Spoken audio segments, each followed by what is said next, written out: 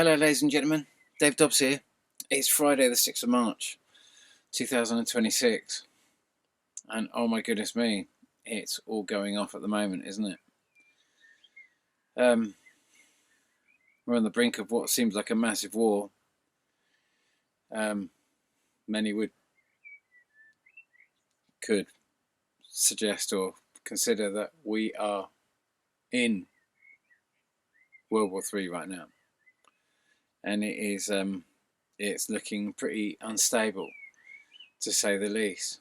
And we've certainly had the most incredible sightings, and I think we're going to continue to have them. But ironically,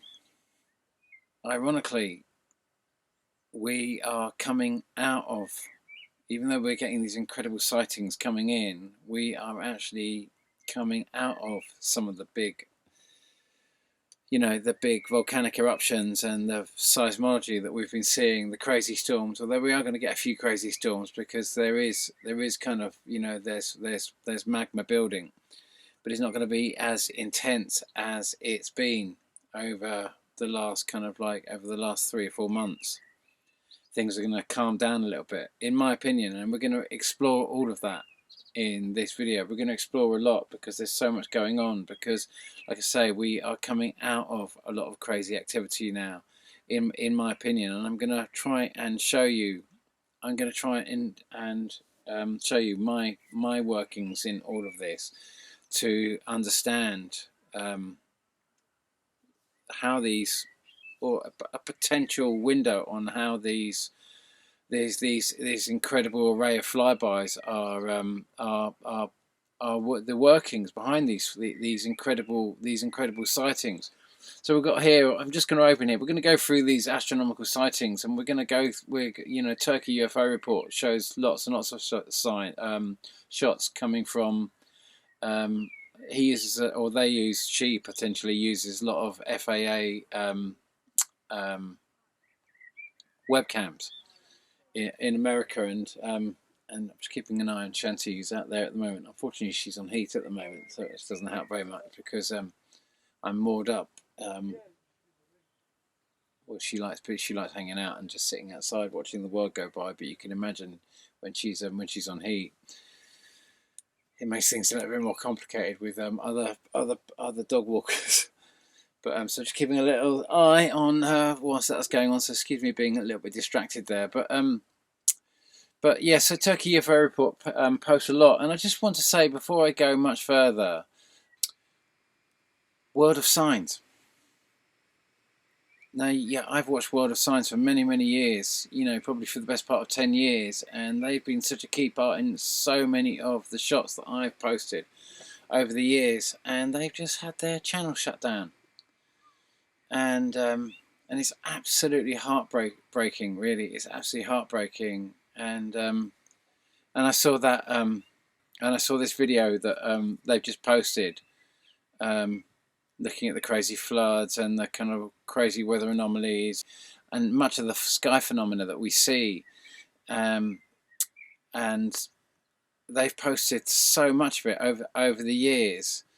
And I left a comment on his a bit of a big comment on his channel there, just kind of like trying to remind him that people like you make the Earth seem like a bright star in distant galaxies, and that it's a tragedy that his channel's been shut down. And I just want to thank you for the effort and the work you've done over the years. It seems like a tragic loss. It is a tragic loss. It doesn't seem like it truly is a tragic loss. And I think we, through this we can connect to how so much has, to all those that are losing so much through, if it's not through crazy storms and crazy climatic changes that are happening at the moment as a result of all the volcanoes going off, the massive increase in volcanoes. And again, much of this we're going to explore in this video. Now all the war and this, there's so much that is being deleted in one form or another through various different methods. And you know, so much of that I want to explore in this video, and many of you many of you watch the let's come back to this shot here, and we'll scroll down some of the we'll scroll down some of the shots that I've got lined up. Many of them, like I say, I had quite a few shots lined up from World of Signs deleted channel, and it was such a shame because he was showing some incredible shots. He's just done some incredible research over the years. It's such a tragedy to and it's just, you know, my channel's basically been shut down anyway. It's been shut down for years, where I used to get thousands and thousands of views when I had very few subscribers. Now I've got a lot more subscribers, but you know, we've been, you know, I don't know how they do it. I don't know how they decimate your channels in terms of views, in terms of shutting you down, in terms of deleting you from the algorithm. But this is the truth of so many channels now, you know, and oh my goodness me, I've been struggling to make a video for really long. I've been trying to make one for a long time, and I've just been so, you know, with everything that's happening with Iran right now. And of course that was everything that I described in Laughing Gas. When I wrote Laughing Gas, it was all about the build up to what would happen if we went to Iran, and this book was all about as we approach that point. And it's been years in the coming since I wrote this. You know, this was, you know, the journey that I'm writing about is being written, was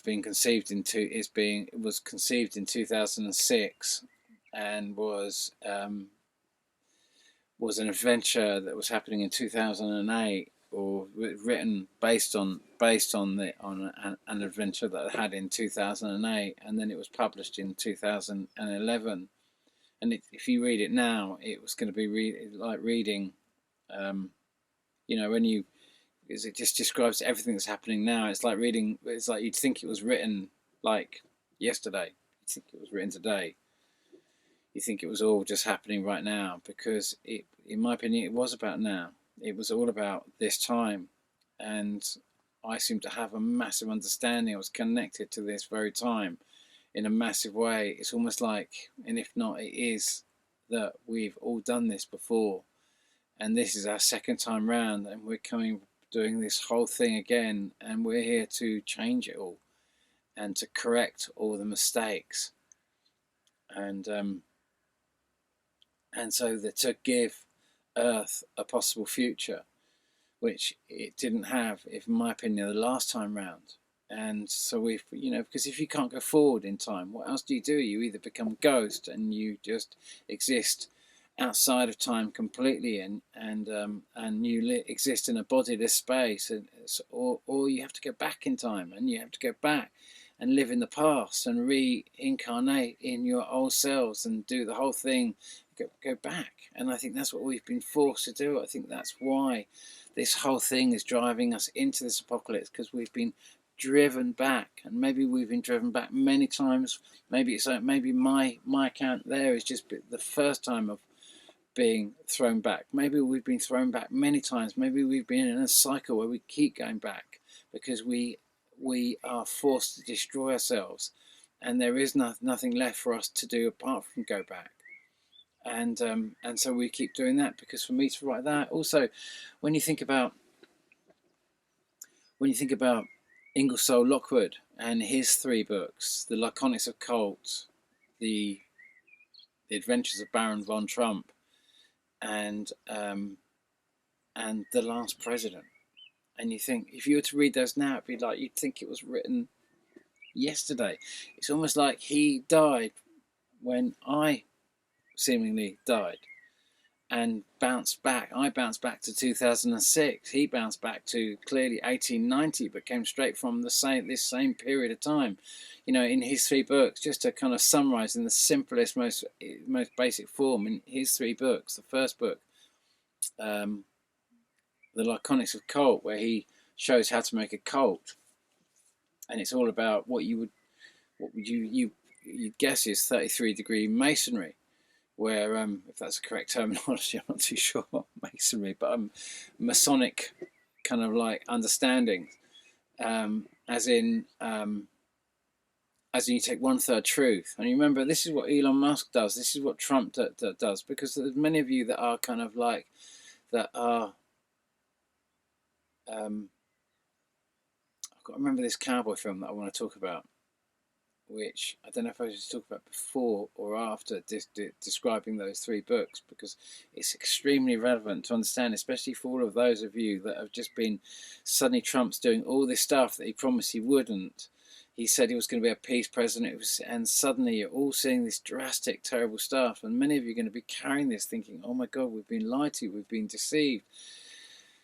And you're going to feel very kind of like feeling really quite bitter about what's happened, and blaming yourself, and feeling very low, and feeling like you've caused this situation, or you're part of this massive problem that he's creating now by doing everything opposite to what he said he was going to do. No more wars, no more regime changes, or everything was completely the opposite. He's turned into an absolute monster of just absolute massive proportions, doing everything he swore he wouldn't do. And of course, what they've done is they use social media, you know, truth, all this kind of like truth, whatever you call it, Truth Social, and people like Elon Musk, and they buy and they gather our truths, our greatest and best and most powerful truths, and they watch what we're most fascinated by, where we're most kind of like where our interest is most focused, and they take these truths and they repurpose them for their own agendas, and so that you believe that they are going to fulfill all these agendas, and they use these things that we post, and they repurpose these truths for their own purposes. So you vote for them, and then they go against them all. You know, Trump was a, you know, he was a pussy grabbing feminist. He was a flat earth globalist. He was a peacekeeping kind of like, you know, he's just anything and everything. You know, when the whole kind of like QAnon was just a massive psyops, just to spew everything that you were posting and claim that Trump was going to do it. Be it. He was that. He was the second coming. You know, but in reality, he wasn't the second coming of Jesus. He was the second coming of Caesar. And of course, this is the whole Laconics of Cult thing, where we see in the first book, you know, where we see a sort of kind of fly on the wall perspective of the last emperor of Rome, who was at this stage when this book was conceived, or, you know, it was written in 1890, but this kind of like Laconics of Cult is this kind of window on the last emperor of Rome, which would have been in Constantinople, which is now Turkey. And they would have fled. This was after the fleeing of Rome. Rome had fallen. It had been, you know, we say the Goths had sacked Rome, but in reality, in 262, there'd been 3 days of darkness, earthquakes all across Asia, all across Africa, all across Europe. This thing here had completely eclipsed the sun back then, and I've charted this journey. Originally, I thought it was 274, and you'll see, if you track my videos back, you'll see when I first started doing the long, if you like, orreries, these digital orreries, where I build these systems and I take them right back, and I took it right back to 274, and I guesstimated that would have been the last time in the last days of the Roman Empire that this thing would have flown by. And then I realized I was one cycle of Jupiter out, and I deducted 12 years from 274, because this is basically Jupiter, or it has the orbital mechanics of Jupiter. And I deducted 12 years from 274, and I got to 262. I got the number 262, and through a convoluted story, which you'll see, like the video title is something like "A Miracle's Just Happened" or something like that, back in about 2018, something like that, 2019, something like that. Maybe a bit before that, but that sort of time, and I'd worked it out, and I'd come to 262, and I'd gone to the Edinburgh Encyclopedia, and I'd I'd looked up 262, and of course I'd come to 3 days of darkness and earthquakes all across Asia, all across Europe, all across Africa, the downfall of the Roman Empire. That's when we say the Goths sacked Rome, but in reality it was so much bigger. You know, the famines that came in, the plagues, and the kind of like you know, Rome was decimated by cosmic events, and where they had decimated for 1,000 years, or at least 600 years before, they were suddenly decimated by a series of cosmic events way beyond their power. And they've now utilized these same things that decimated them to try and get their enemies to go under the same wheels as they once went under. Now they try to get their enemies to attack them at this time, which is why we've had this massive armada building up in the Middle East to try and draw Iran into the fight, except that they didn't engage. And then after this big cycle, now America can engage. And the same was true, you know, in 1588 when the Spanish Armada was coming in. And I'm just going to call Shanti because she's just run off into. I keep an eye over her and she's just run off. Sorry about that, but in 1588, and I often talk about this, how the Spanish Armada were coming in, and how Francis Drake was under instruction that he wasn't allowed to engage the fleet, even though they were sailing past Plymouth, and he was famously playing bowls outside. And you can imagine the fleet is just sailing by, and this is the point where you've got to try and take them out. You know, you use all of your ships to try and take them out, because this isn't about a battle at sea, as these are more ferries to bring the troops that are waiting in France and Belgium to be ferried across the ocean and begin the killing of the Protestants in Britain. So you can see that they didn't engage the fleet, and then the fleet docked, and then he instructed, because of orders from Elizabeth herself, who was being advised by her spiritual advisor, who was John Dee, to set fire to the fleet, or set fire to half the fleet, and to trust that a wind would come up and blow the burning fleet into the Armada. And what actually happened was that the Armada, before the actual burning fleet could reach them, they cut their anchors and utilised this storm. They didn't have time to pull the anchors in, so they cut their anchors and thought they'd use this wind that was building up to push them round the burning fleet, and to come back and re-dock in any which way they could. But of course this wind turned into this mighty tempest and blew them right up into the North Sea, and they had to kind of sail around without anchors all the way around to Ireland. Ireland didn't want anything to do with them, and they had to sail kind of back down to kind of like to Portugal and Spain, and by the time they got round there, they'd known the type of suffering that they were intent on inflicting, and everything got reversed, everything turned around. They experienced the karmic equation of their own intentions. You know, it was all turned around, and it was just a lesson. You cannot go to war when these things are around. This is where the real art of war, this is where much of this really originates, in my opinion, in understanding the planetary woes of war. That's what you're seeing here, and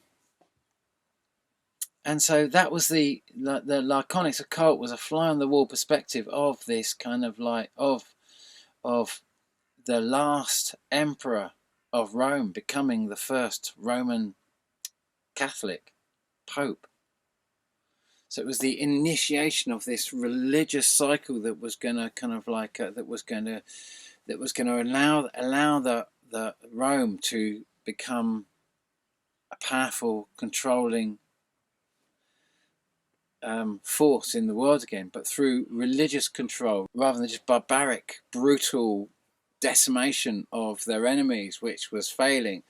They had to evolve into a whole new control mechanism, which was using belief systems and religion and organized religion, and taking over really what the Jews had been running for the Romans in the Middle East, in Jerusalem, where we see Jesus turning up and supposedly smashing up the temples, and we say, oh, well, that's because the Jews were doing money lending. Well, were they really? Was it really about the money lending, or was it about the redemption that they were offering to the Romans that had decimated for their masters, and the guilt that they were experiencing and feeling?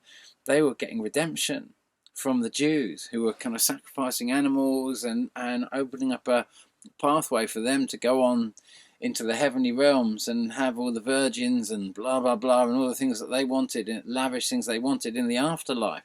And the Jews were facilitating that with their sacrifices for them. They were handling the redemption, and now this was an area that the Romans themselves were now moving into themselves, with this kind of like with this this new religious doctrine that they were taking on, this creation of a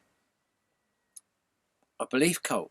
And so that's why he calls it Laconicus of cults. So you've got the fly-on-the-wall perspective of the last Roman emperor becoming the first Roman Catholic pope, and this kind of fly-on-the-wall perspective of how the guards perceived him, where for 1 minute he wasn't the kind of this sword-wielding, he was joustic kind of wielding and sacrificing animals like the Jews would have done, and probably still continuing to do in Jerusalem. So that was the first book. The second book was obviously the Adventures of Baron von Trump, which is a very odd tale about this 6-year-old boy that you don't really understand, but he's just kind of like, he's got this incredible, he's some kind of duke or some kind of prince or some kind of king or some kind of, he's more of a superhero really in the book, because you don't really know where he's coming from. He's just a 6-year-old boy who travels with this kind of, in a horse and carriage with this incredible kind of entourage, and then he's dropped off he leaves his kind of like his entourage to go off into Siberia, I think. And he knows the entrance and exits of the underground worlds in Agate. And Shanti's just found another little friend. She's running around and the little dog she's running around with looks a bit too small to mount her. So I'm not too concerned. But they seem quite happy. But anyway, he knows all the entrances and exits into Agate, and he goes off into Agate, and he goes around, and he goes underground, and he's going to pop up in another place on the planet, and his entourage is going to meet him there wherever he's going to go, and he travels with a kind of pistol in his hidden in his garments, and he's got all this kit, and it's set in, like I say, in the late 1900s, and you're kind of like, all you can sort of think is that he is just some kind of like, he's like the first Superman story, or superhero, or sort of kind of character who's just unbelievably advanced. Clearly he's way more advanced than just a 6-year-old kid, yet he appears as this young kid. And certainly seeing Trump make, as in Baron Trump, make all that money the other day recently, whether it was really him that made that, I think it was something like 80 million, whether it was really him, there's a lot of people suggesting it was him. He apparently made a vast amount of money, and it correlated with a vast amount of money made on a single trade, someone betting, doing a short on Bitcoin just when Trump had said he was going to do massive tariffs. And that's what Trump's all about. He's all about destabilizing different markets and then betting against them, and setting things up that are sure to fail, that he can bet against it, and that's how he makes money. It seems to be part of his money making is causing massive destabilization.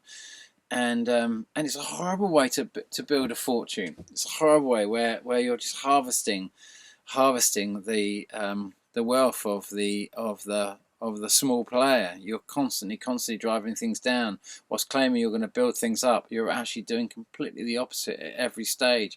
You're working against everyone, not for everyone. You're bringing everyone down. You're destroying things, or whilst saying you're making things better. So that was the second book. With this odd tale about Baron von Trump. And the third tale, which is equally as interesting, is how the last president is the last president because he's going to break up the mechanism that created the presidential system in the first place, as in break the dollar with the use of anarchists, and he's going to bring about the end of dollar hegemony and the presidential system, and he's going to be the last president, and he's going to become, ironically, the emperor of the world.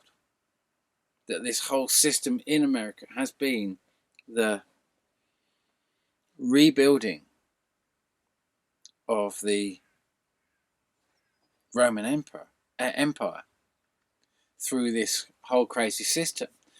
Now, what's really interesting is that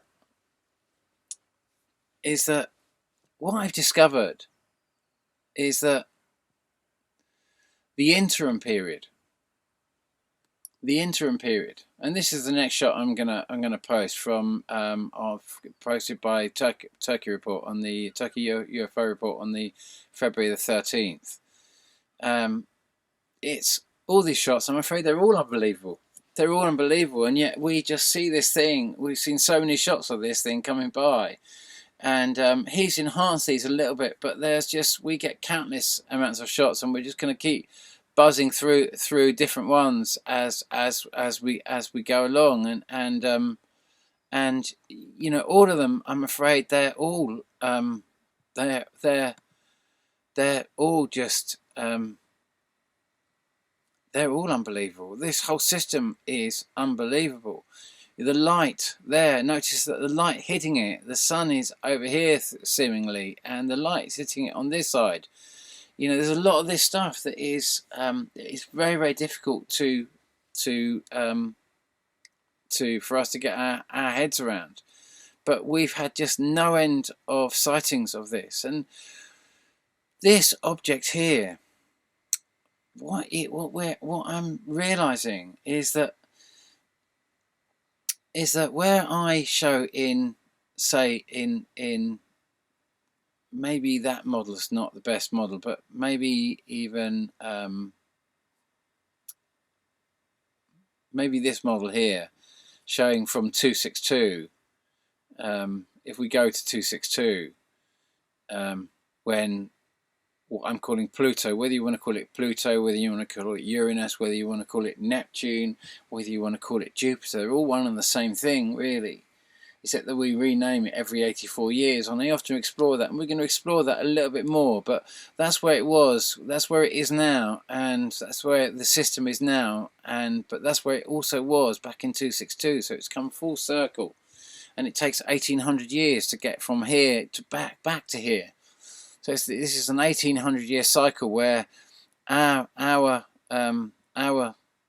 sun and its planets, which is, you know, Mercury, Venus, Earth, and Mars, not Jupiter and not Saturn and not all the other planets that they've added on top of that, but just those, and then the whole kind of like the Saturn and the Jupiter are actually in different cycles, but we perceive them as the way we do to keep us in this heliocentric model that we're in, but it's not really what's really happening. We live in a much more complicated system.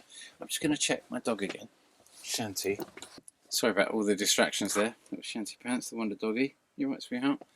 So where we see in this system, you know, our sun is going to, with its 4 planets, is going to, in 1800 years, is going to do what would it be? 6 cycles of 6 cycles in basically in 1800 years, and the Pluto system's going to go slower, and it's going to do 5 cycles in 1800 years, and then after that 1800 years, after their respective amounts of cycles, they're going to sync up again, and so we're going to come back to 2020, 28, 29, 2029, late 2028, early 2029. which is going to seemingly be the point where they really sync up to where they would have been when we'd had the 3 days of darkness. Possibly, you could say it might have been 2017, which is originally when I thought the big flyby was going to happen, and I'd made the videos back in 2016, 2017, and we'd had all the crazy sightings and everything else like that. Others might say it's 2004 when we had the first big cycle, which was the one that caused the big tsunami on Boxing Day. On 26th of December 2004, the big, and then the next one after that was, like I say, 2016, 2017, and the one after that was is going to be 2000, late 2000, and what is it going to be? Late 2028, early 2029. Is going to be the next big one, and then we get, we also get 2000. You remember what happened in 2011? Well, these also run in 12-year cycles as well. So let's just, if I play that and I just go forward a little bit and we speed that up, so we can just see what that looks like as we come back to. We're going to come to about 1500s, which is going to be the Copernicus time, when we're going to sort of like and then then you're going to see this is 1930, and I got this quite wrong really in many ways. In other ways, I'm starting to think maybe I got this more correct. I'm still massively exploring the interaction of how these planets massively interact with our system as this big system comes very, very close to us again, as it did, like I say, in 262, as we lead up to this massive process. And I've explored it in lots of different ways to try and understand how these move, and trying to show the kind of possible orbital mechanics of this in lots of different ways and lots of different systems. And at one stage, just trying to understand the fundamental basis of one part of the system, of how it moved. And not that this is correct. There's been various different. When I built this model back in about 2018, and then started developing this one now, which is probably the closest that I have of all the models, which is probably the closest to understand the flybys that we see and everything else like that. But notice in this we've got Pluto over here, and it's in one sort of fixed place, and all of these objects are coming in and off. And now we're starting to understand that if I just come around to 2011, and we're going to stop it just here. Now I call them Kerberos and Charon because they're moons of Pluto, so that's why I name them. Of course, Charon is the biggest one that was discovered by Richard Harrington or Carrington. I always get the Harrington event and Carrington. Richard Harrington must be the I always forget. But I think it was Richard Harrington who was the one who discovered the largest moon of Pluto, and the Carrington event, which occurred in 1859. Or I might get them. I might have got them mixed up. I get lots and lots of planets and things mixed up, I'm afraid, and so you have to excuse me every now and then. I make some terrible mistakes, but ironically, I call the innermost orbiting object, the big, what is sometimes referred to as the big red one, Hydra. Is that right? Do I call that Hydra in this model? No, I've called the big blue one here Hydra, and I've called the big red one Europa. And of course, Europa is basically the same as Charon, really, because Europa was what Galileo called the biggest moon of Jupiter when he'd seen it in around about 1613. You remember about 1610 he'd seen the moons of Saturn, and then in 1613 he'd seen the moons of of Jupiter, and that's when he came up with Europa, I believe, around about that time anyway.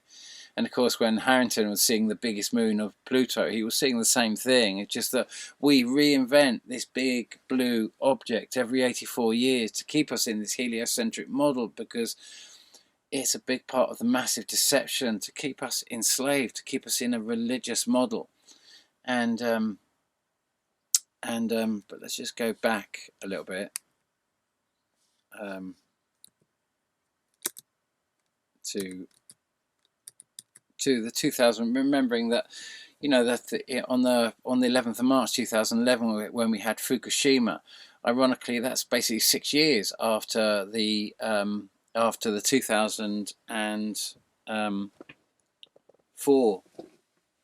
2005.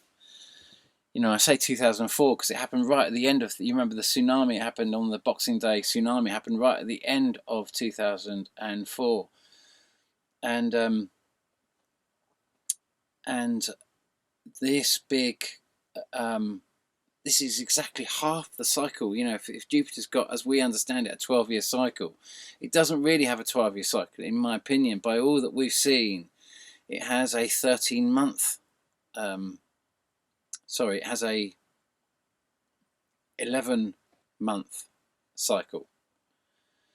And it goes round whatever it is orbiting and slings right round our sun. Our sun is so close to the object that it is orbiting that it swings right round, and it's got an 11-month orbit, which means that in 1 year it overshoots and goes 1 month further forward than it was 1 month further forward each year.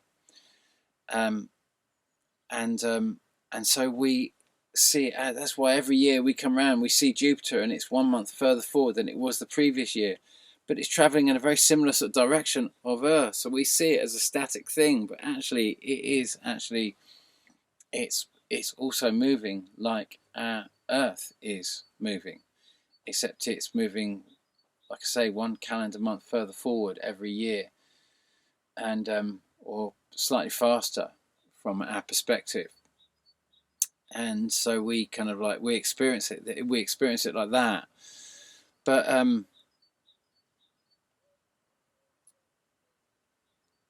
notice that what I'm starting to realize is that what we are experiencing here is a wobble. Yeah, we get all these movements, but we're learning about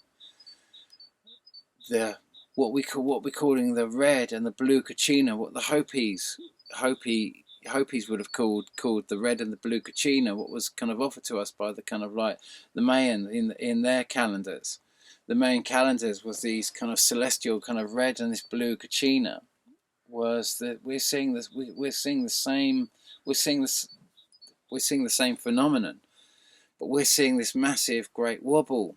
And yeah, we get this kind of like this 12-year pattern where these two, which we see running as a pair, and we've had many shots of these two as a pair, and I'll get to showing you those, where they seem to take not 11 months but 13 months, but come back to their same original place every 12 years, and where the big blue one seems to have an 11-month orbit and seems to go faster than these, but also comes back to the same place every 12 years.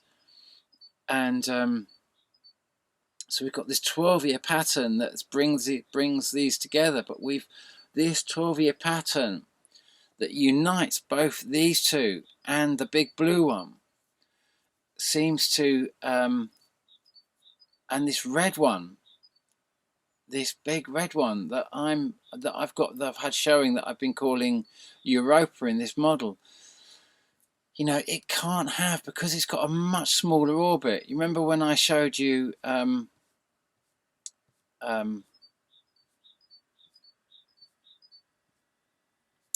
is it? You remember when I showed you this shot, and this was, like I say, caught on the webcams to Mexico shot. It was posted by Alex Lujan on the 1st of September. Well, he posted around the 3rd of September, but I think he caught it. He researched it. I'd said, look out for it. We're going to see this shot, and I knew it was coming in. But I was, like I say, as I often talk about, how I was expecting it to come in and go round our sun. I wasn't expecting it to come in and go out. Clearly not orbiting around our sun at all. It's in a completely different orbital relationship, and this was pivotal in my understanding of the orbital mechanics to enable me to build the models as you see it now. So you can understand that this enabled me to build the 2000. That model I just showed you there was the 2020 model, but it was built with this. This was so critical. We had all the evidence of this. We knew the whereabouts of this thing over here, that this thing was orbiting, or this thing was so close to us. But having this here coming in and then going out, it was everything that I was certainly needing in my research to finally kind of like to triangulate on this object that this thing was orbiting over here, but also to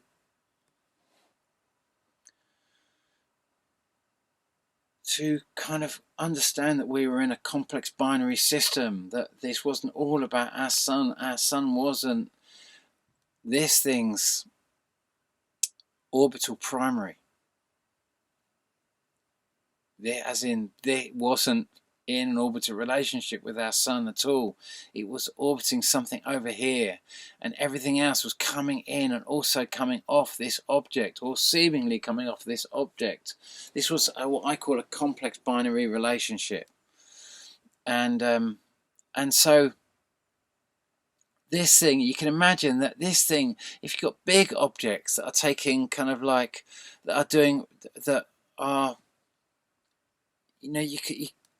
this thing is, you can understand, to have a much tighter orbital relationship with an object here, and the other objects have much bigger orbital circumference coming right round. This thing had to be travelling by sheer mathematics of all that we've observed orbiting in our own solar system, and everything we see in exoplanetary systems beyond our solar system. We can understand that this thing had to be travelling at a tighter, having a much tighter, being much closer to its orbital primary. It had to be travelling faster than these other objects that had much bigger circumference in their orbital relationships round the same primary as this thing.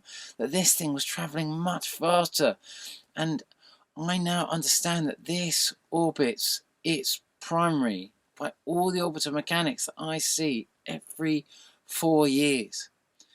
And as insane as it might sound, what you understand as the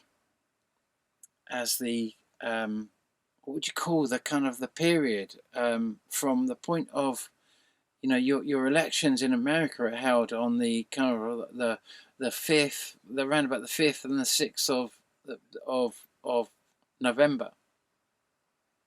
But the inauguration happens on the 20th of January, some kind of 2-3 months later. That period every 4 years is when this flyby comes in, and when it goes out, the inauguration occurs. The Trump's inauguration was, when I built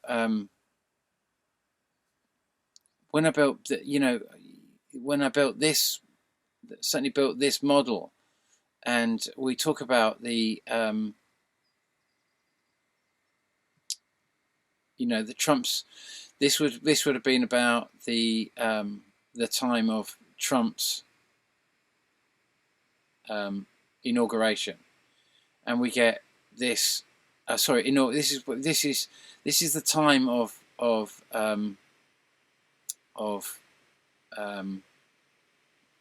the vote, where Trump first got elected in 2016. And you notice that we get this massive earthquake, where you get the whole, you know, in this is in Christchurch, in New Zealand, around about the 22nd of November 2016.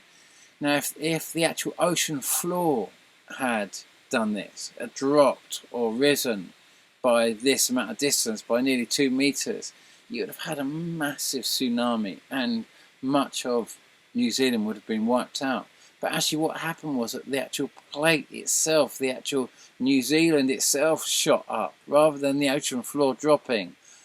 The floor rose, the landmass itself rose when this seismology occurred.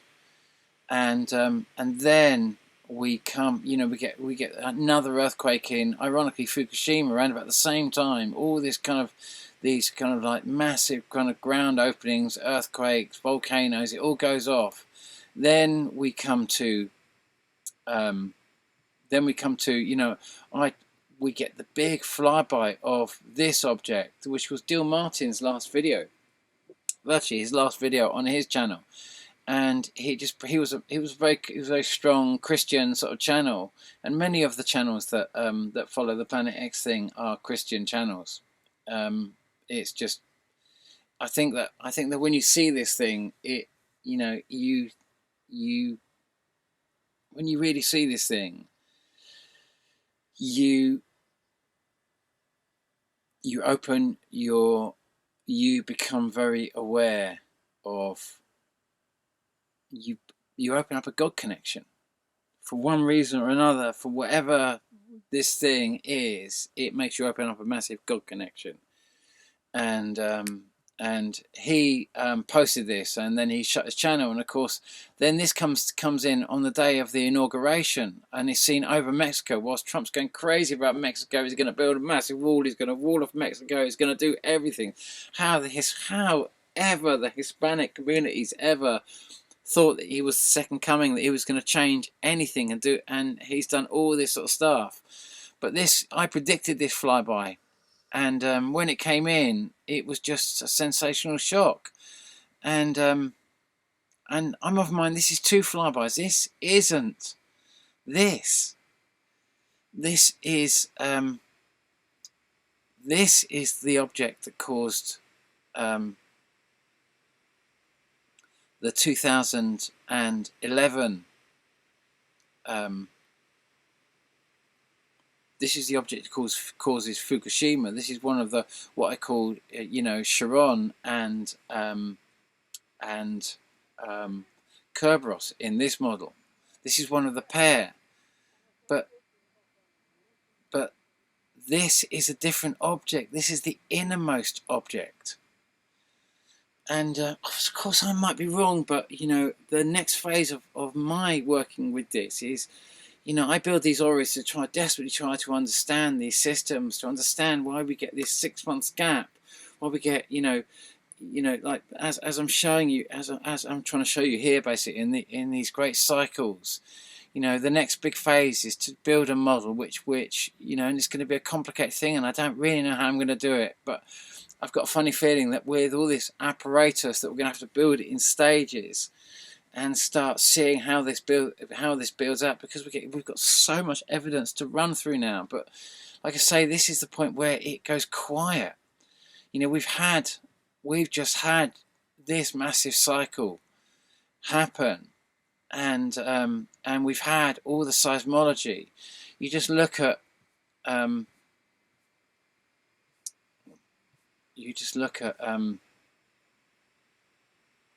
the next election in 3 years from now.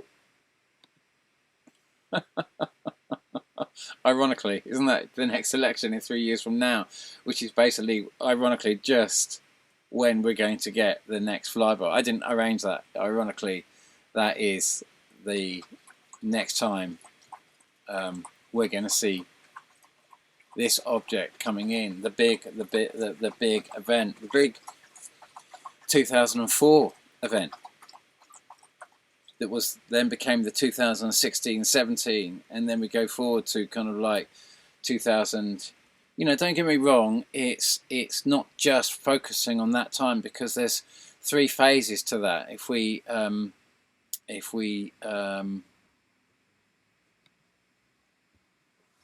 think about, you know, if I come to the 2016 Taiwan earthquake, I don't know if how many of you remember seeing that, but it always stood in my head, and that was on it was February the 6th, 2016. Buildings fell over, and it always stood out in my head. And what was the I just bring that out because we can just go to February 2006, because you really want to look at this, all of this. We were very, very close to the new moon there, just coming into the new moon there, and then we look at the 2018 February the 6th, 2006 February the 6th, 2018 earthquake, and a very similar thing happens. Big buildings fall over, and there, you know, the moon is see there, it's more like it's more kind of closer to the, coming up to the kind of like quarter,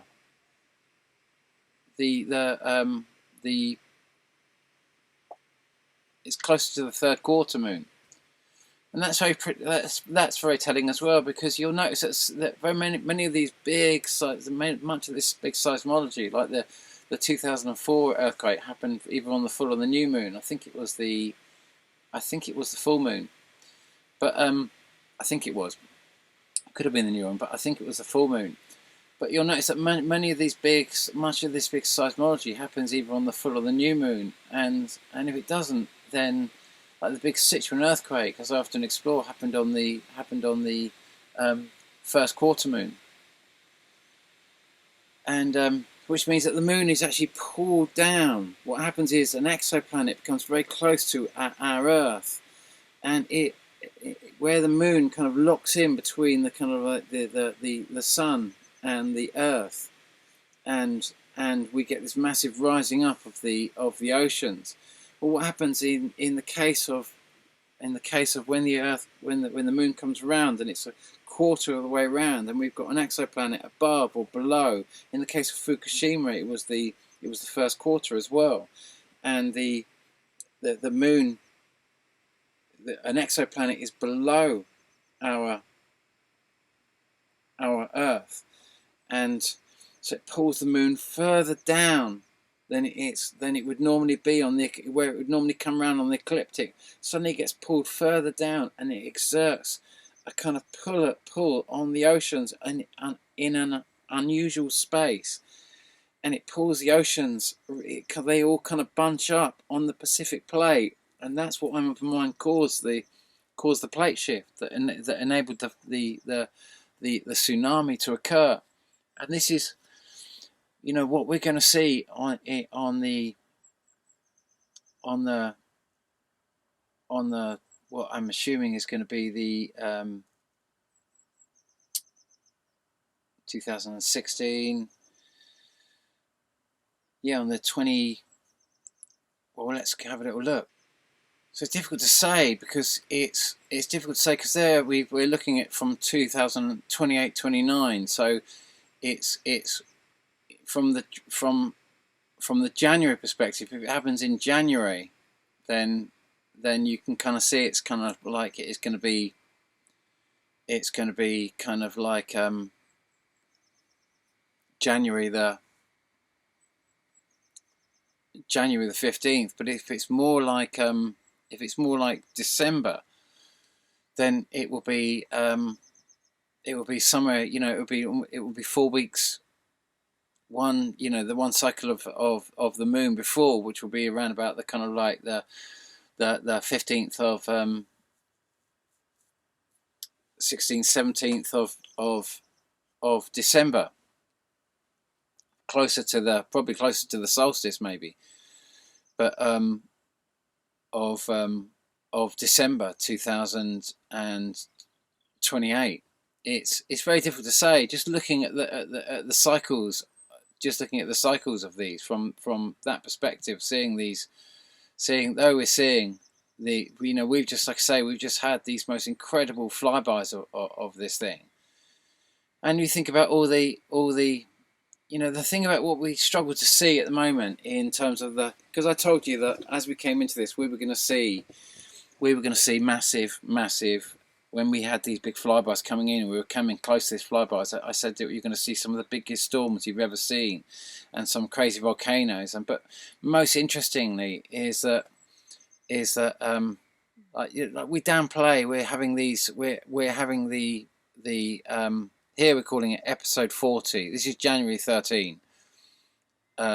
January 13, and then we come further forward, and that was episode 40. Now we're kind of like January the 25th.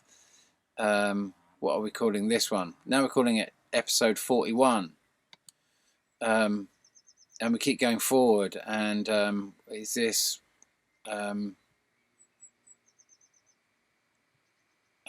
what episode are we calling of that one? That's January the 31st. Episode 41.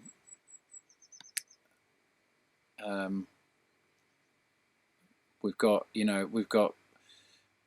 day 40 of a long duration volcano, where we've got pyroclastic flows of Mayon volcano in the Philippines, and you'll notice, they're up to there's other videos there where you're going to see Kilauea, and they're going to call it episode 42.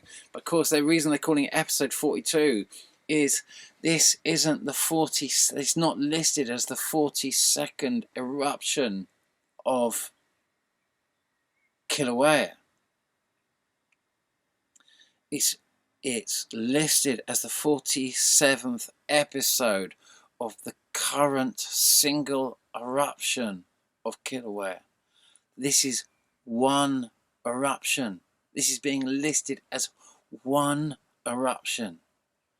This is the 40. We've just had the 42nd episode of the current eruption of Kilauea, which is how they are making it seem as if there's very few volcanoes happening, as if there's nothing normal really going on.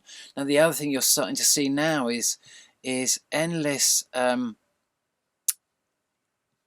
all this. There's lots of reports about how many different volcanoes are being joined and linked. You've got kind of like you've got Campo Flegrei and Mount Vesuvius. You've got kind of like, and then you've got kind of like all these underwater volcanoes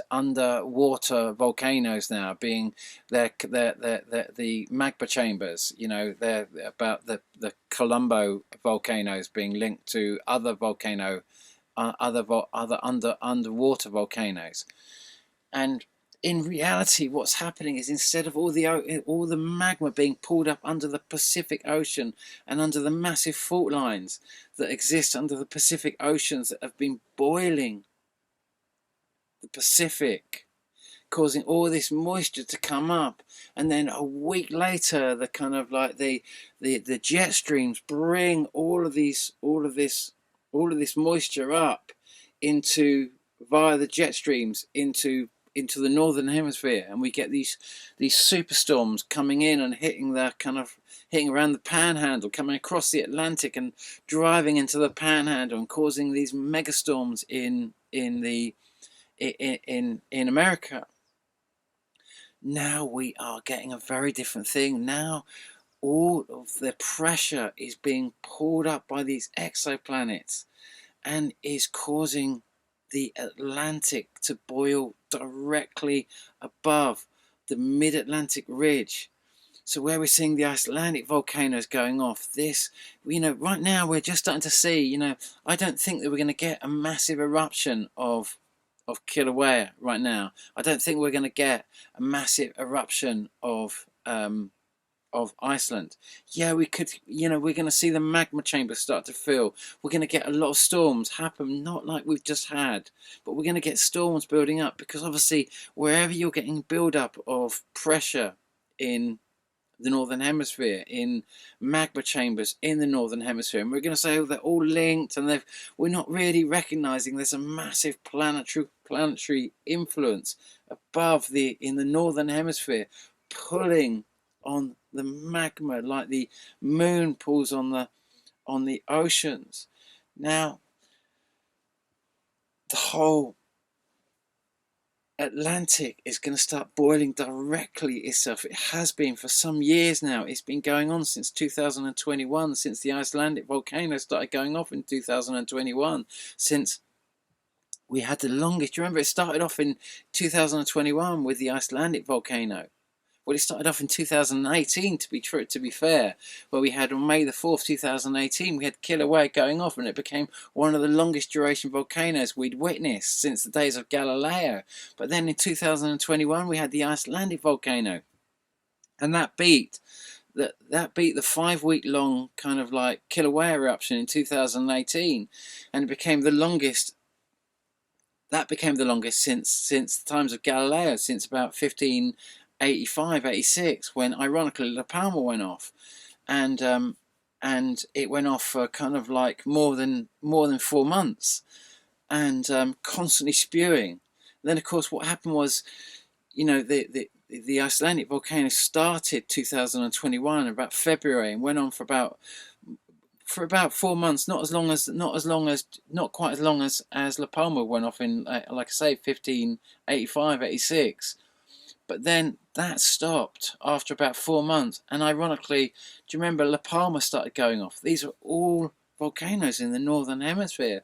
Hawaii, ironically, is in the Northern Hemisphere, even though many people think it's in the Southern Hemisphere. It is actually in the Northern Hemisphere. And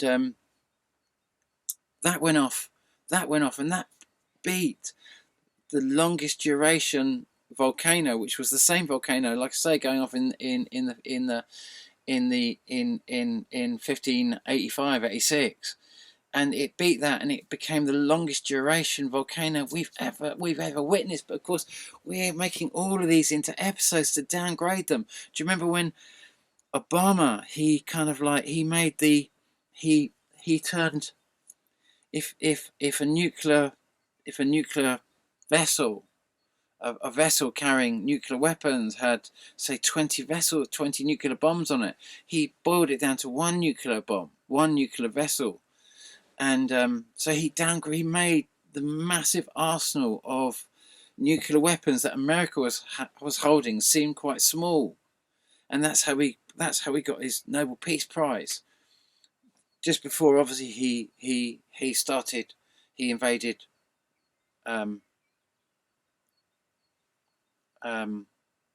what was the country he invaded? North Africa, basically, with NATO, and with Britain and with many many other countries, and because of I was going to say Algeria then, but what's the word I'm looking for? I'm so sorry. I'm just I throw and I'm just going all over the place. But but we're doing the same thing he did with nuclear weapons.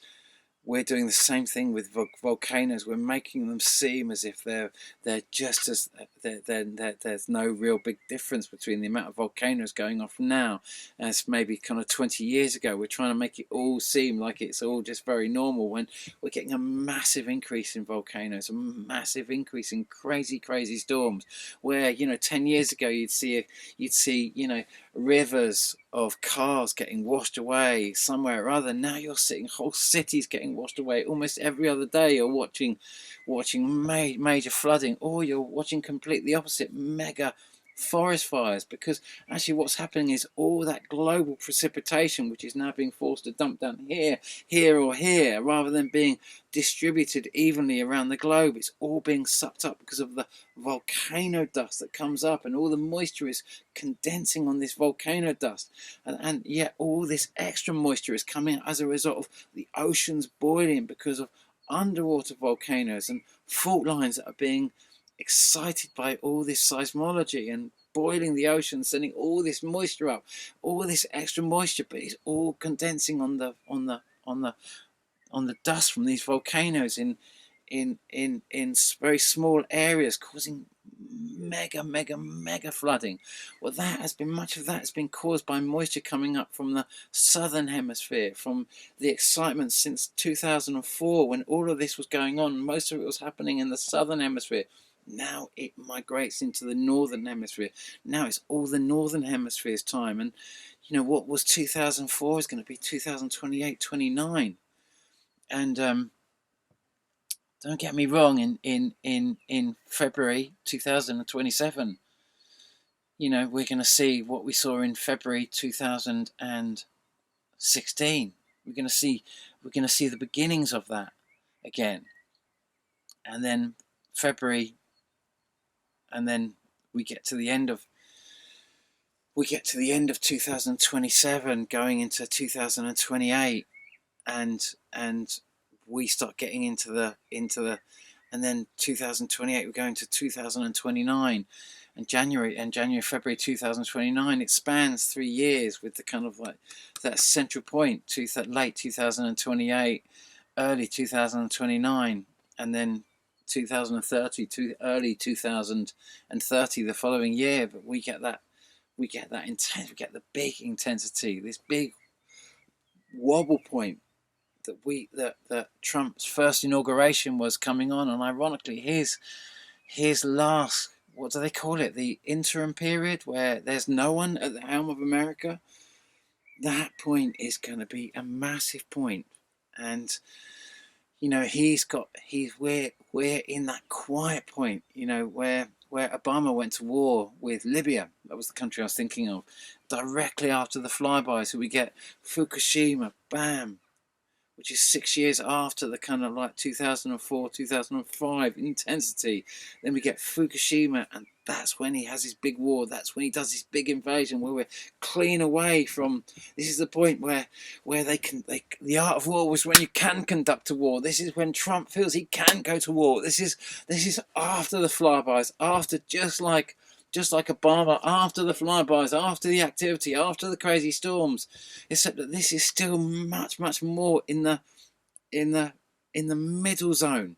So the moon is kind of much closer to the ecliptic. Even though it's being pulled up, it's still, all of this is still kind of, the moon is being pulled up much closer to the ecliptic, where all the oceans are already naturally bunching up anyway. So the effects of all these kind of floods and seismology and that sort of stuff, well, the Earth is much more, it's still much more normal for the moon to be in those positions anyway. So we don't see as much. We still see it, obviously. We just saw the craziest floods, and you like I say, the oceans, like they're like you know, like I say before, where the floods, where the Pacific is getting affected, and we kind of like, and we have to wait a week. You remember Storm Irma? We saw all the crazy. We get all the crazy flybys. We get all the excitement. And then we wait a week later, and that's where the storm comes in. Now we get the flybys, and the excitement comes immediately. The moisture's coming up, and the storms are just coming in one after the other. It just doesn't stop. Well, that is just a taster of what we get as we lead up to the end of Trump's term. This is the time where. This is the time where we haven't got any flybys going on. This is the time that we get all the crazy sightings, but we come out of the seismology. It's like I say, they're going to try and make you think that all these volcanoes are being linked by different magma tunnels and different magma tubes. It's just the magma is just being pulled. Like the moon's, like the ocean gets pulled by our moon, and it's just filling up all of the magma chambers because of the gravitational pull of these massive objects that we reinvent these things every 84 years. We can see all the cycles of them. I've just shown so many cycles of them. Ironically, World of Signs was showing incredible shots in his live. Had so many of his videos lined up, and of course they've just deleted his channel because he's just becoming too. He's just becoming. His views were just getting too massive. His shots were just too fantastical that they've just had to get rid of him. And you can see for me, I've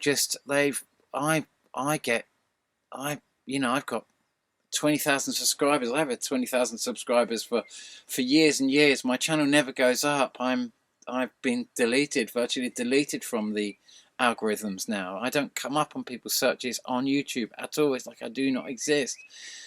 You know, he had a massive subscription base, so he's heartbroken. It's a massive amount of work, but as I told him, his work has got out there. He's been a massive influence for so many people. His effort, you know, his efforts have not gone unnoticed. He has changed this world massively. For all those people who do watch all of this, you know, we have just, like I see, we've seen so much.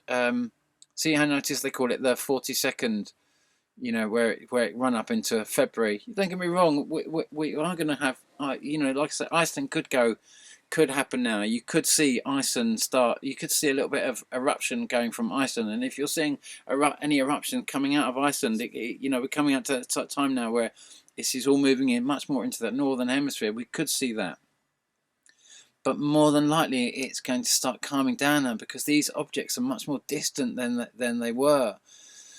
You know, it's all of this stuff is going to start calming down now, but it's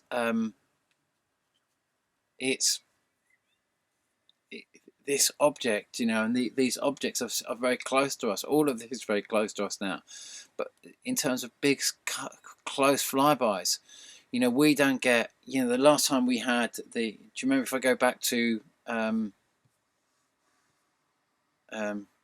Tony Blair, that was when I was writing my friend wrote a play about the Tempest. It was a piss take, a spoof of the Tempest, and I was a puppeteer, and I used to build puppets, and so I was creating a Tony Blair puppet, and this was and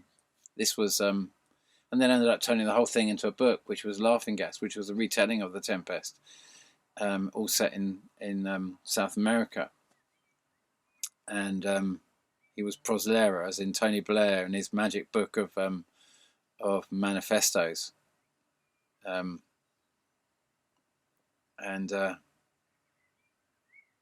Yeah, anyway, I'm going to come back to that as well. Remember, this is the real model that you live in. This is the model that you really live in, that was on the pound note. This is our sun and its planets. You know, the 4 planets that we really are, as in Mercury, Venus, Earth and Mars, orbiting in between Jupiter and Saturn. And this massive battle that is going on between these two, as in between whatever you call the Jupiter, which is effectively your higher selves, where they are, and Jupiter, or what you currently call the Titans, or have once called the Titans, which now you call, well, you've got lots of different names for them, and the whole story that you're in, this kind of like this division between all these different gods and these massive influences. This is the model that you really live in, and also unbelievable that, you know, I'd said in 2000, I said in January, March, April, that we were coming into Asteroid Alley, as in this point where we come very close to the tail of these objects, not close to the object itself, but the tail of these objects, that these things have flown by us, and now we're just close to the tail, but because we're traveling almost the same speed as them. They're actually traveling slower than us, but we come right next to them, rather than them coming from the northern hemisphere down past us and the southern and going into the southern, or vice versa. And we're traveling at 67,000 miles an hour, and they're traveling probably at very similar speeds. And they come, they cross us kind of perpendicular to our path. That's when they just burn up as white light. But what happens when they are running parallel to us, as they are at the moment, and we're right next to the tail, and we've got these objects, they can just fall down through our atmosphere and plop down onto our planet and not really burn up, become like these green like objects that don't really fully burn up, and they produce these various different colors, reds and greens and various different colors, because they're not fully burning up, and they just plop down. And I made the video, and then this object just came through and just smashed through the glass of my boat and landed on the carpet, and didn't do any other damage than broke a window. And for me it was a cosmic message, just telling me how managed this was, but also it was a message of just how unbelievable all of this is, that I could hold this in the palm of my hand, I could predict it, make a video in advance, and it was just a message from the gods.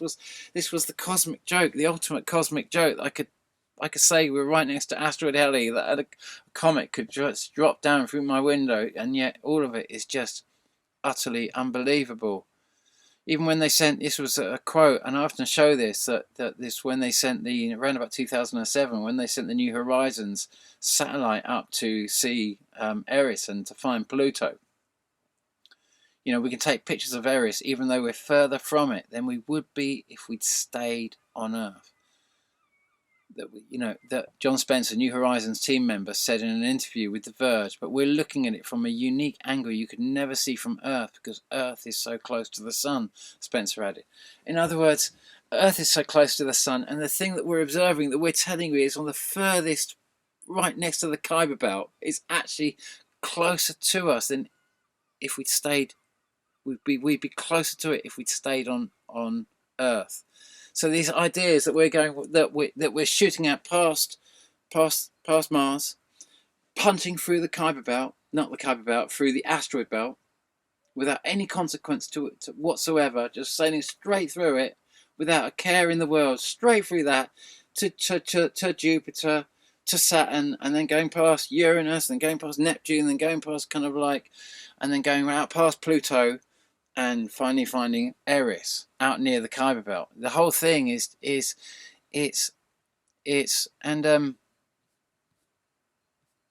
I just showed you that, how this is on the pound note. And also there was a series out recently. That was the film I wanted to talk about, but do you remember? I don't know if you heard of it. It was in a series called Ascension, and in it they live on a spaceship, and the spaceship was sent to go and find Alpha Centauri, except that would be an AI, AFA, what they're calling AFA Centauri, Proxima Solar System, and doesn't that look very similar to that system, except it's the reverse way round? And in the thing, they live in this spaceship, and they believe they're in a heliocentric model, and they're on a spaceship, and they're going, except that they've never left Earth. They would say they'd left Earth they believed they'd left Earth in 1950-ish, and they are traveling through space, and now the series is kind of set in the 1930s, in the 2030s-ish, set in the future. They all believe that they're in 2030. They've been up in space for about, since the 1950s, for about 80 years, which is ironically, remember that Uranus is an 84-year orbit, and then 84 years later, more or less, we're going to come to Neptune, which is going to be a 2 times 84, and then we're going to come to 84 years later, we're going to come to more or less, we're going to come to to Pluto, which is going to have, so Uranus is going to have 84, Neptune's going to have 2 times 84-year orbit, more or less. Pluto's going to have a 3 times 84 years orbit, and now we're 84 years later after that cycle, where we have the big blue planet again. And so we're in this big cycle. We live in the same lie they're talking about, except that in this, they never left Earth, and they're all being geared up to live in this astronomical lie, and this whole lie about the whole system that they live in. they believe they live on a spaceship, and they believe they're living in a whole system, and they're going through space, and it's all a construct to prepare them for what they're really there to do, which is a whole different thing, which is explored in this whole thing. And that's what that's ironically the system that we really live in. That is our sun going cycling around in between Saturn and Jupiter. And we've created this whole complicated system to re-explain these things, because what happens is every time we come around to the 84-year period where we see the big blue planet, it's on the wrong side of the solar system. So we can't say it's the return of Uranus or the return of Neptune or the return of Pluto, because it's on the wrong side of the solar system. So we just have to keep reinventing it to keep us in this crazy system. And then obviously when you start exploring the orbital mechanics of the system that we really live in, oh my God, that's when it really, really falls apart. And I'd like to do that with you. I'd like to open up the package right now and show you what happens when you add motion to our sun. Because most of us believe that our sun's moving, but in the current standard model, you see, when that model was created, this is Isaac Newton's real model of a moving sun. You know, he gives us back the Copernicus model, not the Keplerian model that came about kind of like almost 84 years after you know, Kepler's model came out at the same time pretty much as Galileo himself, which was ironically 84 years pretty much before Isaac Newton. And this is his model of a moving sun model. But he gives us, we're all in the standard model, what we call the standard model. And the standard model is as you understand it now, which is nothing to do with this model you see here. This is what we, you know, Kepler said that, or Isaac Newton basically tells us that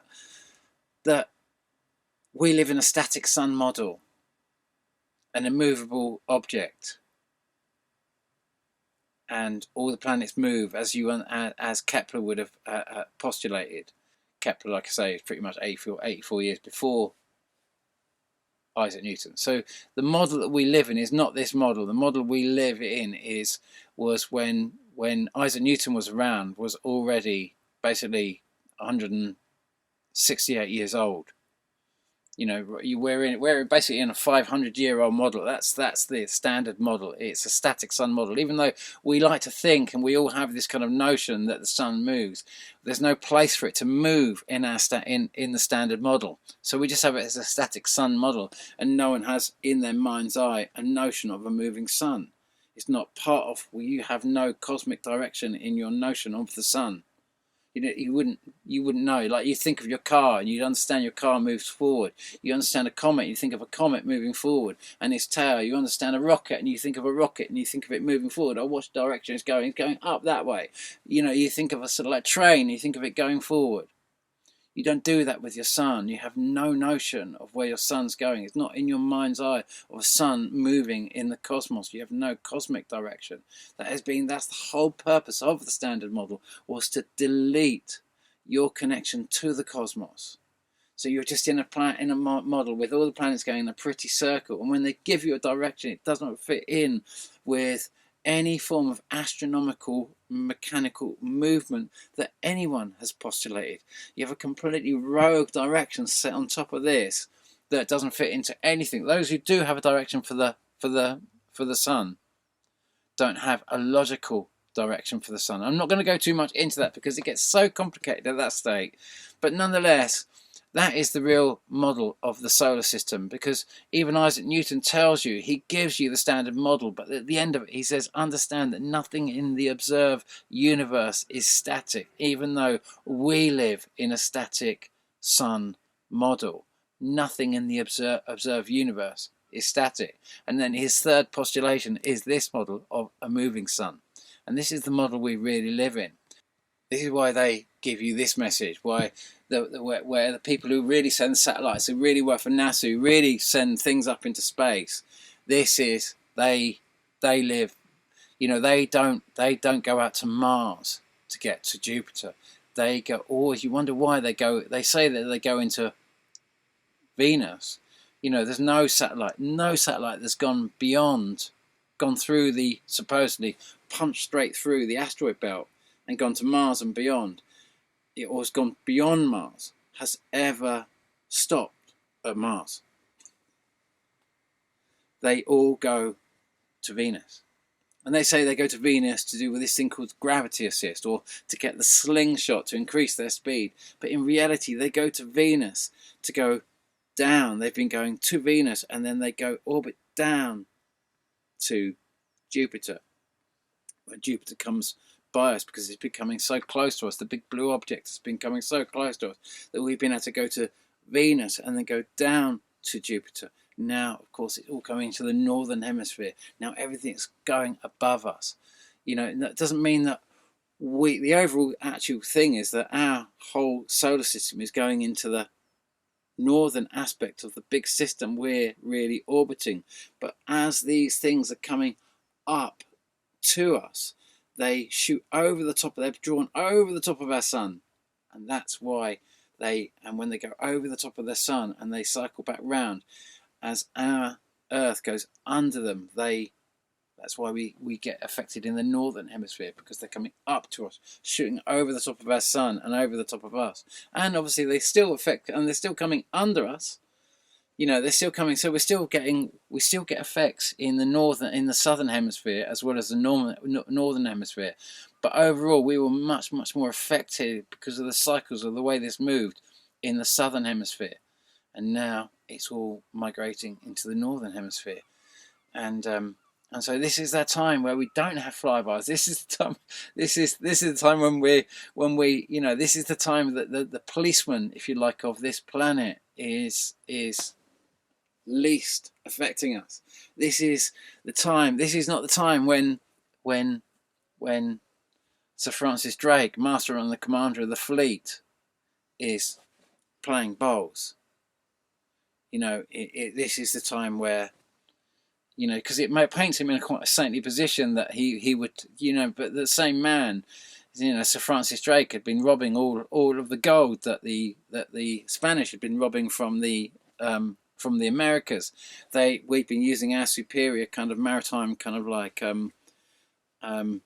knowledge to take lots and lots of gold from the Spanish that they've been, like I say, taking from the Americas. And so it's not like the British commanders were kind of angels or anything else like that. I'm really not trying to kind of like paint them as saintly. They were just, no, this is all about the art of war. And but this goes two ways. This goes both ways. You know, try to get your enemies to go to war and to go under the same wheels that the Spanish went under in 1588. Now the Spanish, ironically, you know, once bitten, twice shy. Now the Spanish are holding right back, aren't they? Now they're kind of like, now they're. Do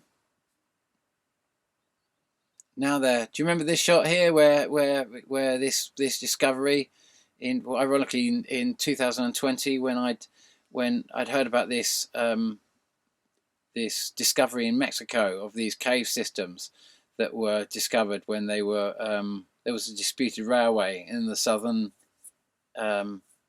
western side of southwestern side of Mexico, where they were building a railway system in the through the jungle, through disputed indigenous land in the jungle on the Pacific, near the Pacific coast, and they'd found a statue, or a series of statues. There was the old Mayan calendars and all that sort of stuff, or Aztec calendars, and that we'd seen that had all kind of surfaced. That we'd seen surfaced about the whole 2012 thing, and the Mayan prophecies and all that sort of stuff. And then there were these two statues. One was a baby Inca god being cradled by a mature grey alien, and the other was a mature Inca god cradling a baby grey alien. And this was the mature grey alien that was cradling the baby Inca god. And he had this symbol on the side of his head, and that same symbol was in a crop circle that came out in 2009, and it was exactly the same. And it's my model. It's the exact same model, you know, as in our sun and its planets, and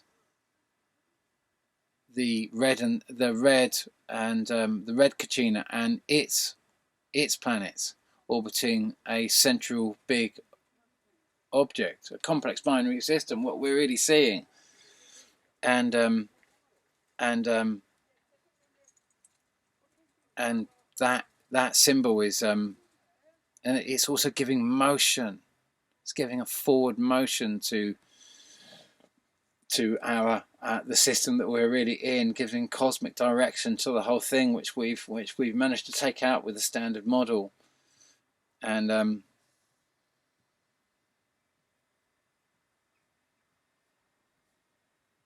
that's a recreation of this model, except I just made so many mistakes in this latter model. I built this model in because the 1939, you know, when this came in, you know, the whole Second World War was staged over from when we were basically we come to this, you know, we in this model here, where you kind of see this kind of like this notion of these 2 points of crossing as this coming in. So we're going from our sun, if you like, is going from the southern hemisphere, and then it comes up into the northern hemisphere and then drops back down into the southern hemisphere of the big system that we're really in. And these are the crossing points where the objects that come across, the objects from this system are either are going down to, at this point here, are going, if you like, going down to our sun, and up here, when they're up here, they're actually going, they're actually coming up to our sun. And this point here and this point here, we're all on the same ecliptic plane for that moment. Everything comes in and is on the same ecliptic plane. It's coming across, so it's coming in on the same ecliptic plane. It's not coming under our solar system or over our solar system. It's not coming from the top or the bottom and missing, and not coming past the kind of orbital track of all the planets orbiting around the sun. They're either coming down from underneath or coming from above, but suddenly at these 2 points, at these critical points, and this is 1930 to 1945, 50, and this is kind of like, you know, 2004 to kind of like 2030, really. That sort of same sort of thing where we're all coming in, we'll get everything very close to the same ecliptic plane. These are the points of crossing where we get all the volcanoes and the earthquakes go off the radar, and so that's where we are right now. And obviously, you know, I'm just trying to basically, really work out, using all the most modern day equipment I can, to kind of trying to get a real understanding of how these really move. And you can see by, you know, that just by what they're doing here, they're trying to, when they're going out and taking a look at these big systems, they're trying to get a much better understanding of the orbital mechanics of what's really going on by their journeys when they go out to, like I say, when they went out to Venus, and then they went down to Jupiter. You know, it took a year to go to do this journey, as other journeys it takes way longer. It's so bizarre how the time differences changed on different journeys when they've gone out, because we're so much closer to this system when we went out.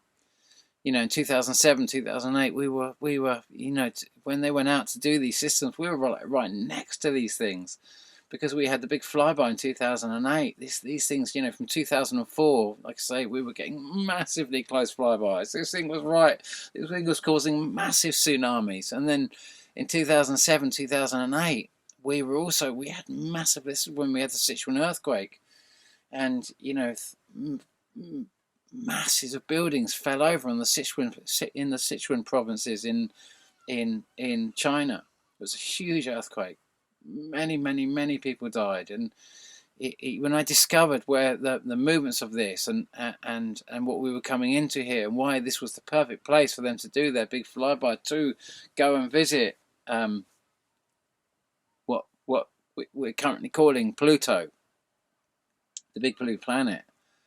You know, what we were calling Uranus, what we're calling Neptune. We're coming right next to it. We've just had, like I say, these incredible.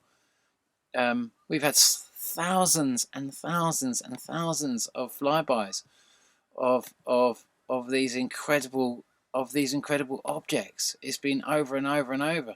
Like I say, that shot there that came in, Mr. MBB 333 posted this, and this was lifted from from the golf tournament. It was a massive, great golf tournament, international golf tournament in America, and the man's taking the shot there and looking up the fairway, and the cameraman is just filming this, and the commentator is just like, that's a strange kind of cloud. Look at it. It's just like, what do you do with that? How could you get such massive denial of this constantly when this, you know, it baffles me. But the reality of it is that this was something I did with Gemini, and because I tried feeding this whole idea of this whole thing into Gemini, and it loved the idea at first, and it it tried to rip me to bits, but then the more I presented the Isaac Newton's system and showed the whole system how we were in a static sun model, and that it didn't work, and then it started playing it, but then it completely kind of bastardized the whole model after it, and it just took, for every step I tried taking it forward, it actually went one step backwards. It started breaking it apart. You could clearly see that it was not, its program was negatively charged for the to look at this, even though it started and then it deleted the whole first half of the conversation that I'd had with it. It was incredible, and produced this rather lame picture, which is kind of like which is interesting, but it doesn't really do my model any justice whatsoever. But anyway, it was quite interesting that that was the big flyby that came in. I think it was around about I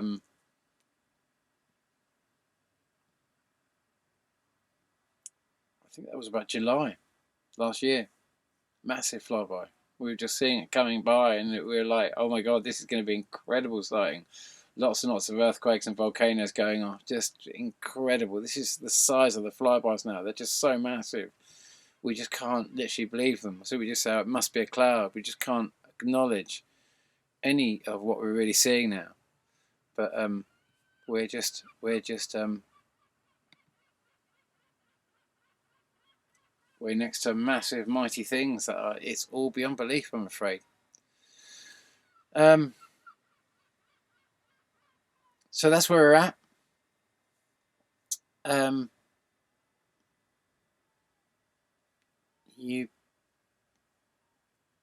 Now it's just, you know, the reason I wrote Laughing Gas is was to see all of this, was to see this whole cycle coming in, was to see how Britain was being used as the Trojan horse to break up the European alliance and feed Europe into a war against Russia, just so the Holy Crusade could be started in the Middle East and Iran could be taken out and the Holy War could be put into place. And I feel like much of this is being thwarted, and we're all doing our part to, you know, the message I was given when I wrote Laughing Gas was that unprecedented peace will be waged on your earth, that we're all here to bring that about. And I said I wanted to briefly mention a film called Blueberry.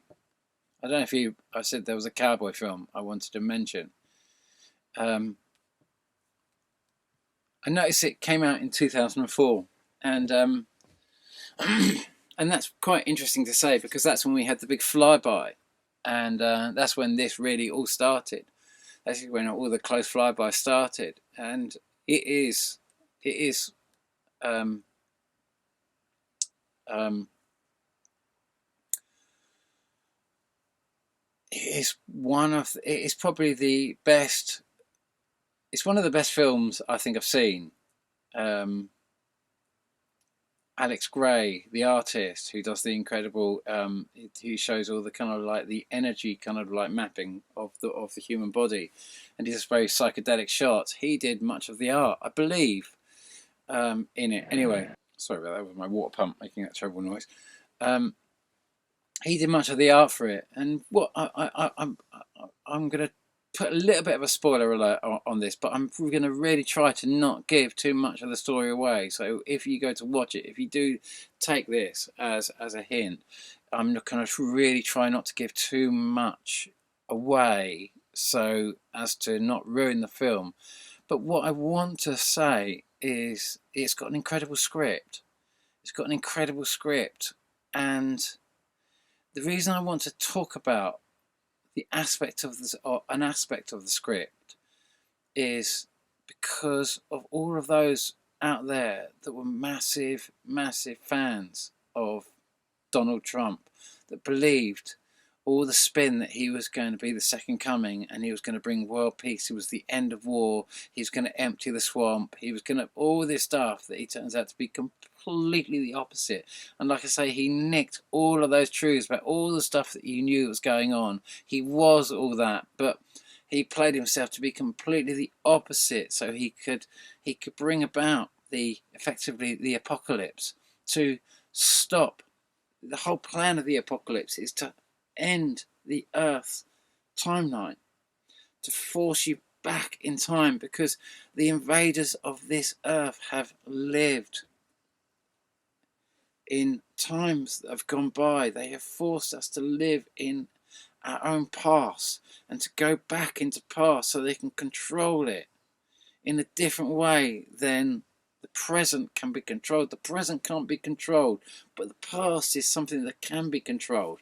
And so to force us to live in the past and to reincarnate rather than to carnate, to incarnate and to reincarnate, is to come back and to relive in a life that has already been lived, and to come back, and belief is going against a momentum of a life that has already got direction. That's why we live in this funny time now. This film is, this guy is he's going to come in, and he's going to be quite innocent as he enters, as he opens out. He's quite an innocent young chap, and he's going to fall in love with this woman, and what's going to happen is a whole series of things are going to unfold that are going to lead him to what is really, it's given to you as a kind of like as a psychedelic adventure, but it's actually much more of an ayahuasca kind of adventure. Even though it's given to you as a peyote kind of thing, it's a much more kind of an ayahuasca tale. And ironically, many of the visions were done in Iquitos, where my book is set, and it was massively influential in me writing my book. If I'm honest, it was massively influential because I've seen it, and I was so blown apart by the script and the it's an incredible story. But the battle, the cowboy and Indian battle, the kind of battle that takes place is in the underworld, is in the dream world, and the means of attack is guilt. Is, look at it in the terms of carbon dioxide, for example. You want to save the planet, but you're led to believe, that carbon dioxide is the enemy, and so you go all out to save the Earth. But actually, all your intentions have been used to build nuclear power stations on tsunami hotspots. Even though you wanted to save the Earth, everything you've believed has just been total greenwashing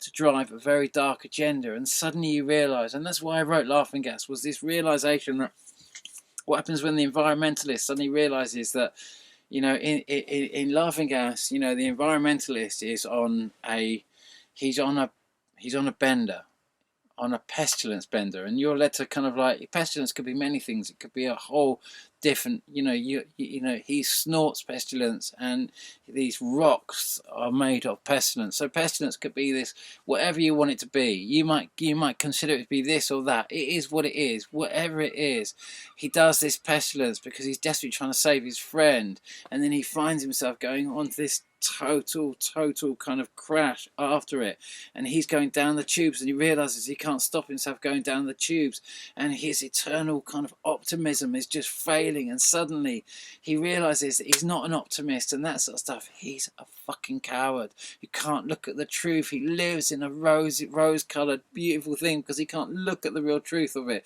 because he's just going along with all these different agendas. And he's not really willing to look at the absolute fundamental truth that he's part of a massive lie. And suddenly, after this bender, his whole life is crashing. He's going down the tubes, and he's looking at things that in a really negative way, and he's tearing a strip of himself for a change, rather than being in his high place, looking down at everyone else as this environmental activist who's up there and doing amazing things. Suddenly, he's tearing a strip of himself, and he's looking at the worst, and he suddenly realizes, oh my God, what have I done? And the baddie, if you like, in this tale is making him look at himself in a way where he's looking at his own actions in a terrible way, and he's having to track his own intentions and realize that he's not a saint at all himself, that actually he's being used for dark agendas. Even though his intentions might be good, he's being used for dark intentions. And so the battle isn't like a 6-year-old kind of cowboy, kind of like, boys, little kids playing. That every cowboy film you watch is a 6-year-old tale, isn't it? Really, for 6-year-old boys playing cowboys and Indians. That is the standard. That is the standard Hollywood film, isn't it? Every script you watch is like superheroes and sort of things you're pumped out by Hollywood. It's all 6-year-old level scripts, as this is a very advanced script. It's kind of a script that works on a much deeper level with an all-star cast. You've got Juliette Lewis. Look at all the actors that are involved in this. Do you know what I mean? It's just absolute kind of like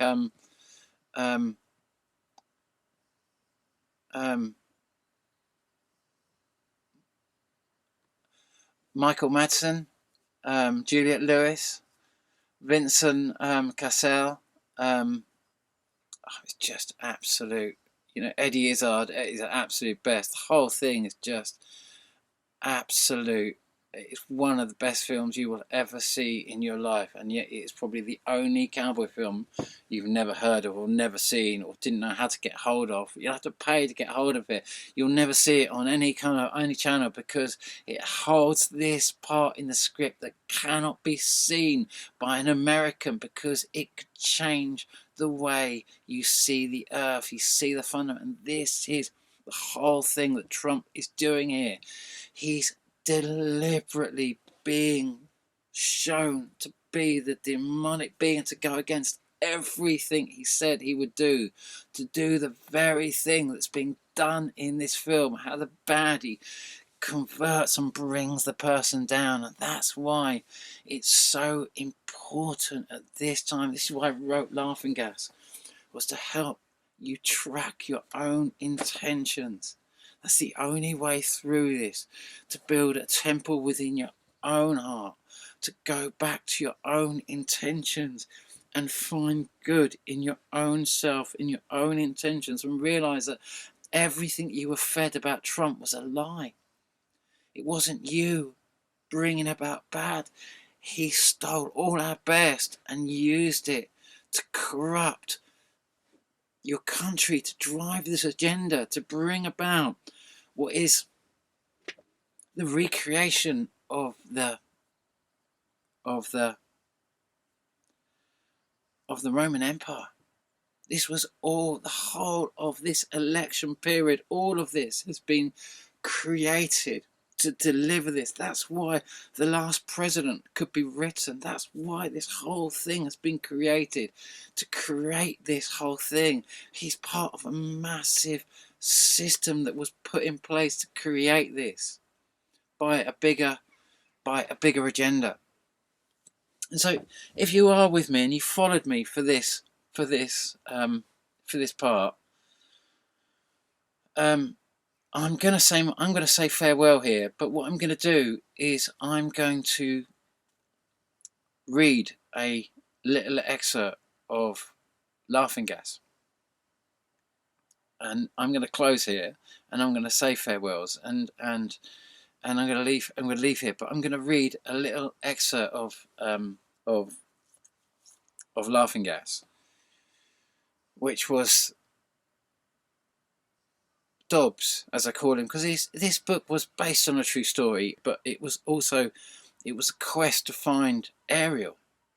It was a quest to find Ariel, which is what Prospero in the first tale in Shakespeare. That the Tempest is the first tale in Shakespeare where it's clearly inspired by the Spanish Armada, and about how Queen Elizabeth had defeated the largest fleet to ever set sail by not going to war, by not engaging in an act of war, when everything was trying to draw Britain into a war. She knew that if she had any act of war at that point, it would go wrong, and anything that was of war would go under the wheels of this, just like the Romans had gone under the wheels of this in 262, just like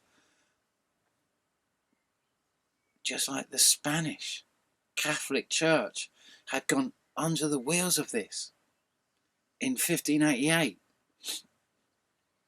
And just like what's desperately being attempted right now with this massive, great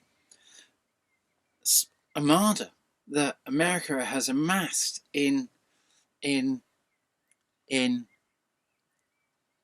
off the coast of Iran. And so I'm going to read this section, and it's this character Dobbs looking for, realizing that he's trying to work out his intentions in Laughing Gas. Is this guy Dobbs looking for his intentions when he drinks the ayahuasca to kind of work out the question that he's trying to ask? What is his intention in all this? What's he trying to find out? Is his glass already so full of so much nonsense? Is he so charged that he's already been charged with it? He wouldn't be able to see the truth because he's so full of lie. He's so full of deception. He's so full of all the shit that he's put up as important that he can't see any truth now. He's so saturated with so much lie and so much deception. He's so full of so much shit that he can't see the truth he can't see the wood through the trees, as they say. He can't. He's full. His glass is so full that he knows he somehow needs to empty his glass to get a view. He can't see. It's like you can't get an environmentalist to see the volcanoes going off. It's very difficult to get someone to see. Those who. Wow, I just don't want to say too much, but it's without insulting too many people, and I don't want to insult the environmentalists. I know that, no environmentalists I know will ever look at any of these planets because they will never look at the volcanoes.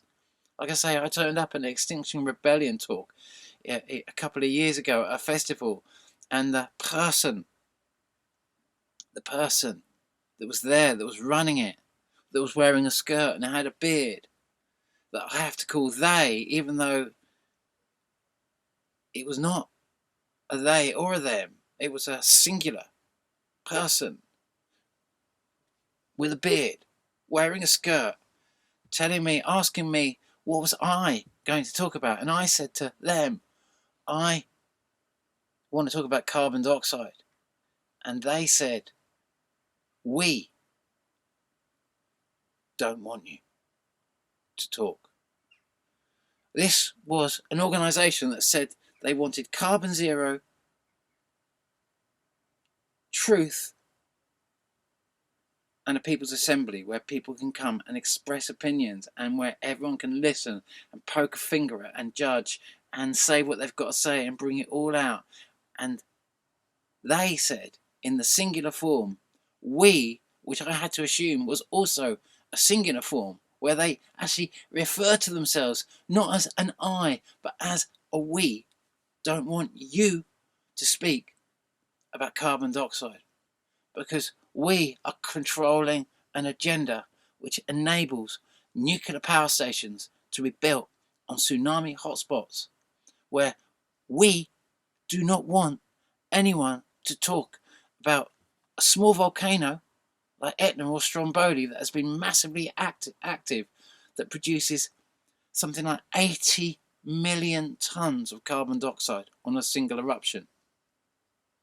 80 million tons, because it is a small volcano.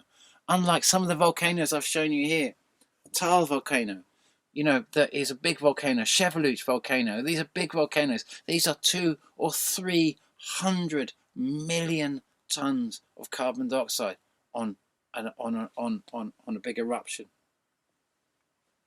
These make anything that humanity is producing seem small. And when we could all be chasing abundant, clean energy, the ace in the pack, abundant, clean energy solutions to save our planet and take us out of this dark period where we go back into thinking about real sustainable solutions. We have been locked to carbon zero agendas, which has led us down this terrible corridor where we are now in this situation we're now in. And like I say, I turned up to Extinction Rebellion in 2018, 2019, and I'd gone along and said a load of volcanoes were going to go off in September on a specific date, and I knew the exact date they were going to go off because I've worked out these flybys for a long time. I've been predicting these flybys for many, many, many years, nearly, coming on to kind of like to 15 years or something, watching these massive patterns unfold. And I said a load of volcanoes were going to go off. And sure enough, 9 volcanoes went off exactly on the date I said. And I did not get one call from any of those people. And I spoke to everyone there, virtually everyone at this Extinction Rebellion gathering, where they were gathering to decide what they were going to do in their next action. And 9 volcanoes went off. Now, in 2023, we had 61 volcanoes simultaneously going off. Generally speaking, it's about 40-50 volcanoes currently that are just going off pretty much simultaneously at the same time. Like I say, the storms are just off the radar all around the globe. Everything is off the radar. And all we are doing is making it seem as if there's a massively lower number of volcanoes going off by making all of these massive increase in volcanoes episodic, basically, episodes of one eruption, calling multiple eruptions a series of episodes, rather than really showing you the massive increase in volcanoes that are going on. So lots to think about. I'm going to read that excerpt to make you think about, because as you listen to this excerpt that I'm going to do right now of Laughing Gas, you're going to think that has just been written. That is now. It's just like if you read Ingersoll Lockwood's work. Well, they're all very short books. They're, like I say, the Laconics of Coal and the Adventures of Baron von Trump and the Last President. You're going to think all of that was just written yesterday. You're going to think this book, what I'm going to read you in a sec, was written yesterday. You're going to be like, what the hell? But this is the madness of what it is to try and create an apocalypse, to stop humanity having a future and coming into the rich power of now, and going back into, forcing us back into a past, forcing us to relive old time, to go back, constantly go back, where we can be manipulated, where we don't come into the true powerful now. And that's what they're terrified. When we come into absolute now, we come into absolute singularity. As when we live in the past, we live in what we currently understand as a duality. And we have, if we want, right now, the power to come back to the true now, to not have to go back into the past, to not destroy this planet with all-out war, and to open up a whole new future for Earth.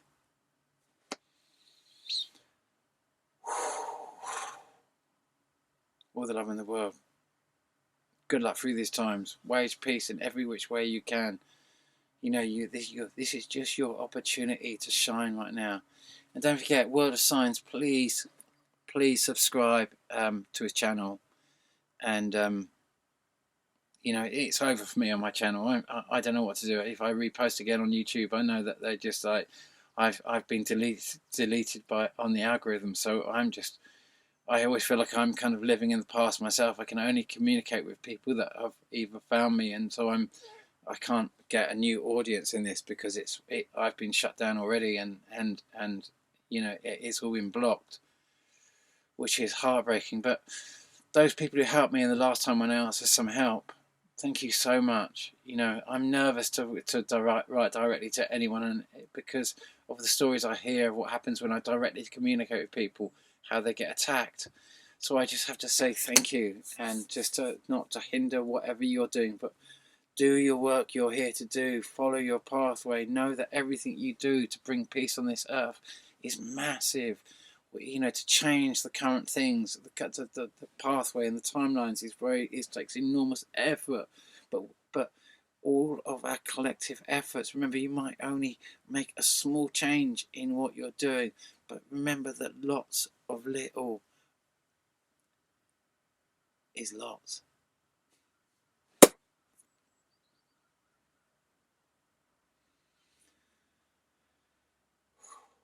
Thank you. Ciao.